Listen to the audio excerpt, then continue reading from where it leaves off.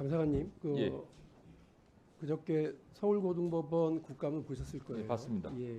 거기서 그 차문호 판사 비위 의혹과 관련된 문제 제기가 있었습니다. 예. 그리고 이 비위 의혹과 관련해서 그동안 그 윤리감사관실에서 전혀 조사 같은 것이 진행되지 않았다고 하는 사실 확인도 있었습니다. 지금 어떻게 윤리감사관실에서 조사를 진행하실 예정입니까? 지금 감사를 진행하고 있습니다. 지금 진행하고 있습니까? 예. 언제부터 하셨어요? 뭐 제가 구체적인 시기를 말씀드리기는 네. 어렵습니다만 이제 진행하고 지난번 국감 때는 전혀 진행되고 있지 않다는 걸 확인을 했으니까요. 진행되고 있으니 다행입니다. 자리에 들어가시면 됩니다. 예. 그 KBS 보도 이후에 수개월이 지나도록 공직자의 비위 의혹이 해당 기관에 의해서 사실상 그 방치되고 있었다고 하는 것이 드러난 데에다가 그날 그 고등법원장의 온정주의적 태도까지 그냥 이렇게 국감장에서 그대로 드러나면서 상당히 논란이 있었습니다. 처장님, 국민들의 사법불신은 거의 만리장성 수준으로 쌓여 있는데요. 사법부의 대처는 사상누각, 모래성 쌓듯이 허술하기 이를 데 없습니다. 억울함이 있으면 그것도 감찰 조사를 통해서 해소해 주는 것이 지금 공직기강 확립에 철저히 하겠다고 하는 우리 그 법원 행정처의 역할이어야 된다고 생각합니다. 새로운 각오를 좀 당부드리겠습니다. 위원님이 국정감사 기간 중에 제기한 이슈에 대해서 윤리감사관실과 저희들 뭐 독립적인 합니다만은 좀 근본적으로 좀 더 고민해야 되는 저희들에 대해서 좀 엄격한 태도를 취할 수 있는 방안에 대해서 계속 고민하도록 하겠습니다. 예, 고맙습니다. 법무장관님께 질의드리겠습니다. 그저께 한국형 제시카법에 대한 이제 입법 예고 발표가 있으셨고요. 직접 설명을 하셨습니다. 저는 이 법에 대해서 필요한 법이고 또 동시에 논란이 있는 제도다 이렇게 규정을 합니다. 사회적 합의가 매우 필수적이고요. 저도 그렇게 생각합니다. 어제 그래서 법무부와 저희 의원실 간의 입장문 발표를 통해서 약간의 뭐 논쟁이 있었고 또 뭐 확인될 건 확인을 좀 했다고 생각합니다. 발표 전에 입법 예고 전에 국회와 특히나 여당 야당 각각에게 협의 과정이 좀 적극적이었으면 좋겠다 했는데 확인을 해보니까 이제 국장님이 6일 전에 가서 이렇게 뭐 그 여당의 정책위 의장 또 우리 간사 또 김도 위원장 설명하셨고 법안을 내신 우리 권식순 의원에게 이제 확인했다, 이제 협의했다 이렇게는 되었습니다. 그 보통 이럴 때 보면 그 여당과 정부가 같이 이렇게 중요한 사안에 대해서는 같이 협의하고 정책위 의장이 주도적으로 이제 여당에서 발표하는 전례들이 저희 때는 있어서 저희가 여당일 때는 있어서 이렇게 중요하고 사회적 논란이 있는 법안인데 장관이 직접 발표를 하시는구나. 근데 뭐 그 정도로면 충분한 협의다라고 여당에서 그런다면 저는 뭐 더 이상 언급하지는 않겠습니다만 야당에도 정책위 의장이 있고 또 우리 소병철 간사님도 있고 우리 야당의 의원님들도 법사위에서 이 부분에 대해서 이제 신중한 논의들을 좀 진행을 해야 될 텐데 야당은 패싱된 거 아니냐라고 하는 아쉬움이 있어요. 이후에라도 우리 법무부에서 적극적으로 이 법안을 어떻게 추진해 나갈 건지 상세한 논의와 협의가 좀 진행되기를 기대를 하고요. 하나 이제 질문을 좀 드리겠습니다. 이 제시카법 한국형 제시카법에 의해서 마련될 그 이제 수용 시설이 있지 않습니까?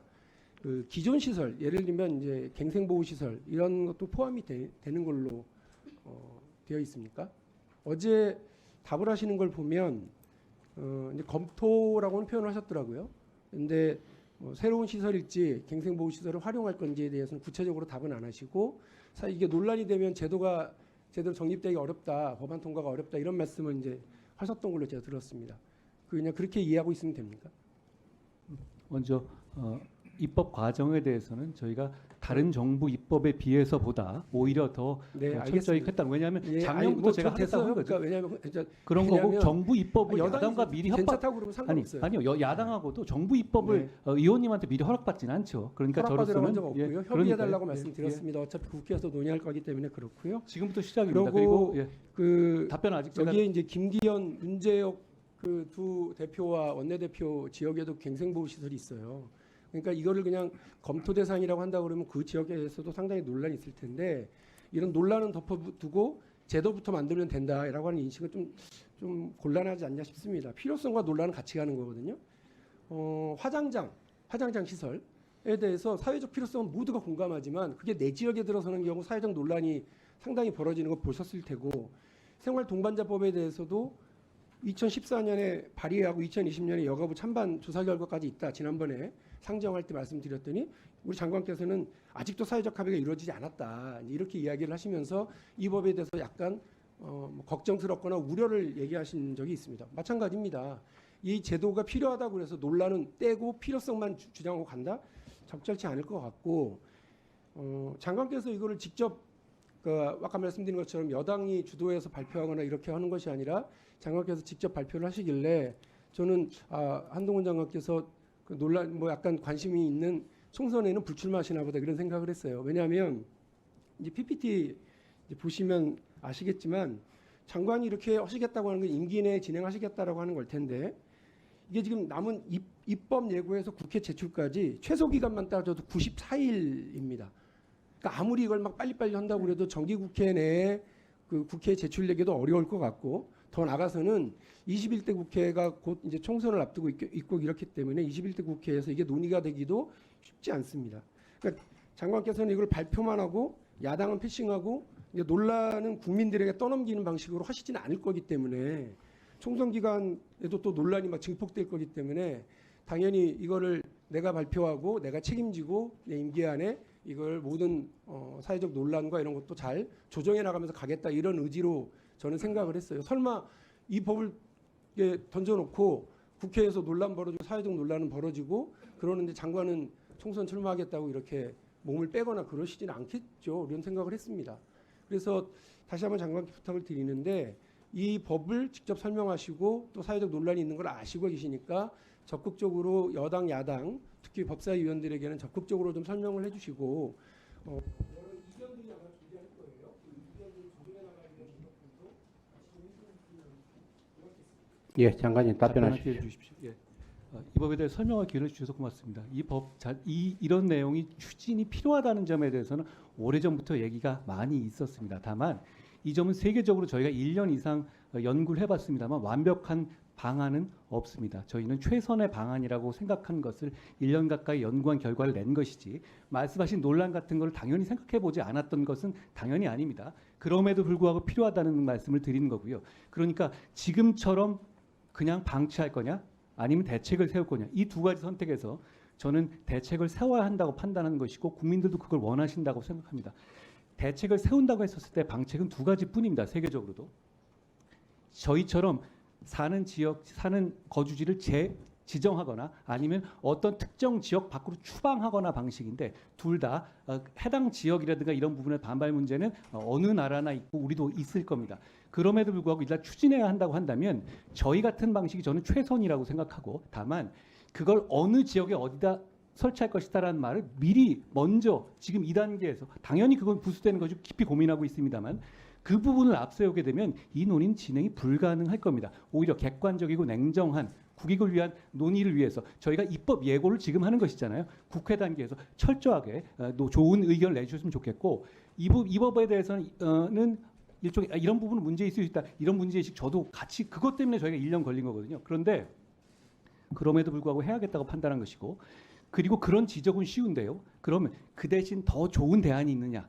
이건 참 어렵습니다. 저희가 처음에는 미국식 제시카법처럼 추방 방식을 생각했었다가 선회한 것이 그렇게 되면 우리나라 구조상 서울밖에 갈 데가 없고 정말 시골만 가게 되는데 그렇게 됐었을 때는 치안이라든가 치안에 있어서 지역이나 빈부에 있어서의 치안 격차라는 것은 저는 민주국가에서는 허용해서는 안 된다고 생각하기 때문에 저희가 거주지를 지정해서 국가의 책임성을 높여 더 잘 관리하겠다는 방안이 합리적이라고 판단한 것입니다. 만점짜리라고 생각하지는 않는데요. 저희가 입법 예고에서도 충분히 좋은 의견 들을 것이고 국회 논의 과정에서 좋은 의견 내주셨으면 충분히 수용할 것이라는 말씀. 제가 보기에 여기 문제점이라든가 이점이라는 건 박영준 의원과 제가 생각이 같을 것 같아요. 그런데 저희가 이걸 넘어서는 다른 방안을 찾지는 못했습니다. 현재까지는요. 앞으로 더 논의가 있으면 좋겠다는 말씀을 드리고요.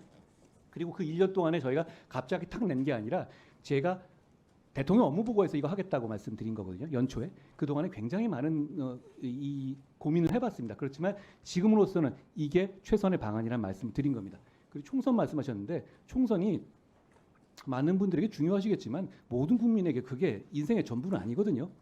저에게도 마찬가지입니다. 지금 그것 때문에 할 일을 안 한다? 그럼 총선이 이렇게 남아 있었으면 중요한 법 준비된 건 안 올립니까?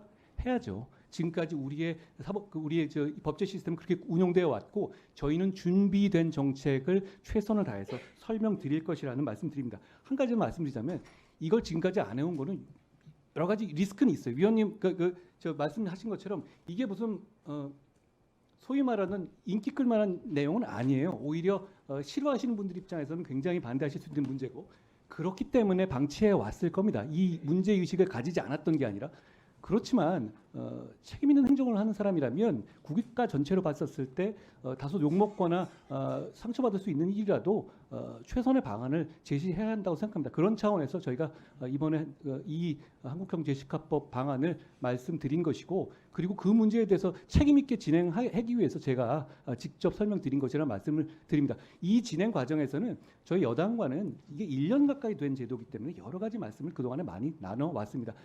그리고 이 문제는 여야의 문제가 아니라 어제 보니까 민주당 소속인 화성시장께서도 환영 입장을 내셨거든요. 상황에 따라서는 굉장히 다른 많은 의견이 있을 겁니다. 앞으로 입법을 추진하는 과정에서 박 의원님 비롯한 좋은 의견을 좀 많이 들을 수 있도록 저희가 마음을 열고 논의하겠습니다.